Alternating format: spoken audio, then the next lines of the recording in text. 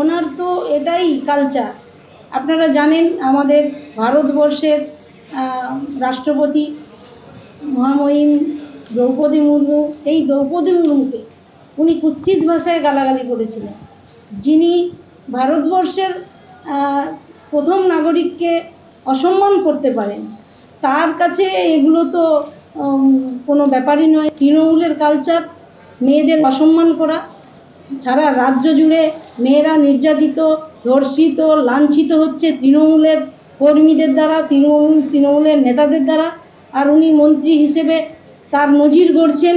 এই রাজ্যে মহিলা মুখ্যমন্ত্রী, সেই রাজ্যের সেই মুখ্যমন্ত্রীর একজন মন্ত্রী, তিনি মহিলাদেরকে প্রতিনিয়ত অসম্মান করছেন।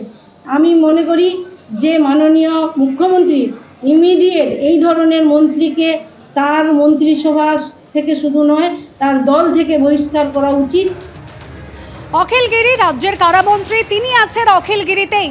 এবার মহিলা রেঞ্জ অফিসারকে শাসনে দিচ্ছেন, পেটানোর হুমকি পর্যন্ত দিচ্ছেন।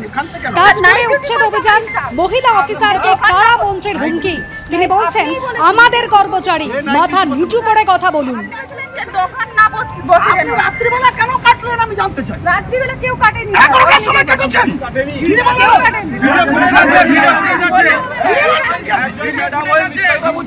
হ্যাঁ ঠিক আছে, আর তোমরা রাত্রিবেলা যে বসিয়েছো,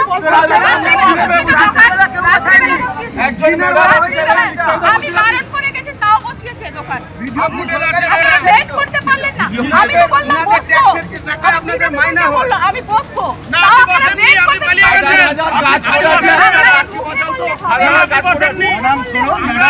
আপনি সবাইকে নিয়ে চলুন, বেশি দিন থাকতে পারবেন না, আপনার আয়ু 7-8 দিন 10 দিন।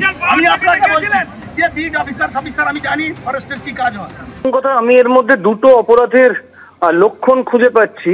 এক হচ্ছে বনসৃজন যেখানে হয়, একটা ফরেস্টের জন্য নির্দিষ্ট আইন থাকে, তার মধ্যে ঢুকে গিয়ে যখন কেউ সে গাছ কাটেন বা সেখানে যে নির্দিষ্ট আইনটা রয়েছে তা লঙ্ঘন করেন, সেটা একটা আলাদা অপরাধ। এটা গেল একদিক। দ্বিতীয়, একজন জনপ্রতিনিধি হন, মন্ত্রী হন আর যেই হন, তিনি একজন কর্তব্যরত সরকারি কর্মচারীকে যখন এই ভাষায় আক্রমণ করেন, মারতে তেড়ে যান বা আইনি পরিভাষায় বলে কর্তব্যে বাধাদান করেন, তখন তা পুরনো ভারতীয় দণ্ডবিধিতেও যেমন অপরাধ ছিল, এই নতুন ভারতীয় ন্যায় সংহিতাতেও একটি নির্দিষ্ট অপরাধ।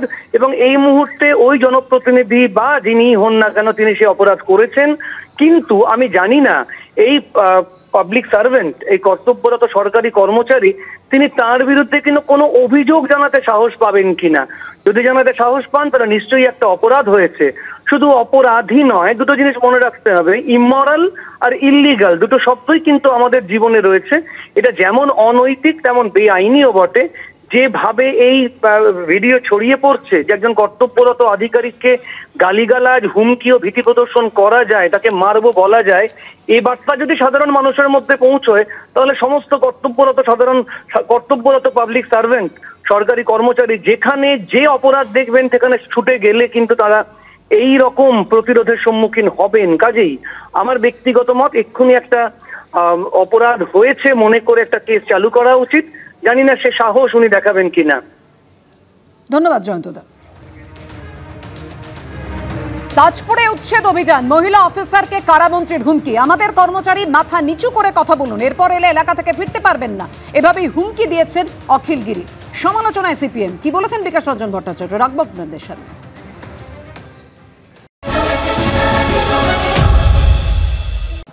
এ রাজ্যের মন্ত্রিসভায় যারা আছেন তাদের অধিকাংশই হচ্ছে মাফিয়া, তাদের কাজ হচ্ছে তোলাবাজি এবং গুন্ডামি। তার প্রতিটা ক্ষেত্রেই সরকারি কর্মচারীরা পর্যন্ত আজকে আক্রান্ত হচ্ছেন। যে সমস্ত সরকারি কর্মচারীরা তাদের সরকারি নীতির ওপর দাঁড়িয়ে কার্যক্রম করতে চাচ্ছেন, এর বিরুদ্ধে রাজ্যের মুখ্যমন্ত্রী বা মন্ত্রী এদের কোনো নৈতিকতা নেই, এরা কোনো ব্যবস্থা নেবেন না। সরকারি কর্মচারীদেরই সংঘবদ্ধ হয়ে কিন্তু আপনাদের অধিকারটা রক্ষা করতে হবে। আজকে যে কথা বলেছেন অখিল বাবু, এটা মাফিয়াদের বক্তব্য, মন্ত্রীর বক্তব্য না। তাকে মাফিয়া হিসেবেই ব্যবহার করা উচিত। পুলিশ কেন তাকে গ্রেপ্তার করেননি, এটাই আমার কাছে বড় প্রশ্ন।